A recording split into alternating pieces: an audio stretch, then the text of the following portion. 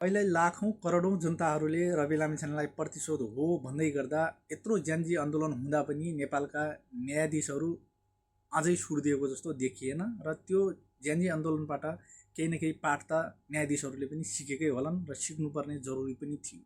त्यसकारणले गर्दा घरीको सुई जतिसुकै तपाईँ दबाउनुहोस्, दबाए पश्चात तपाईँ जब घरीको सुई छोड्नुहुन्छ तब उसले सही टाइम निर्धारण गरेरै छाड्छ। त्यसकारणले गर्दा रवि लामिछाने या दोषी हुन् या निर्दोष हुन् भन्ने कुरा छिटो टुङ्गोमा पुर्याउन न्यायाधीशहरूलाई म यही भिडियो मार्फत भए पनि आग्रह गर्न चाहन्छु।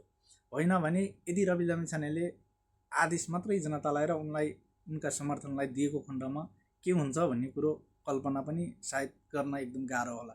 त्यसकारणले गर्दाखेरि उनलाई एउटा व्यक्तिलाई अरू करोडौं खरबौं अरबौं भ्रष्टाचारमा रोमल लिएका व्यक्तिहरू एक दिनमा छुट्ने, रवि लामिछाने नछुट्ने कारण चाहिँ के हो?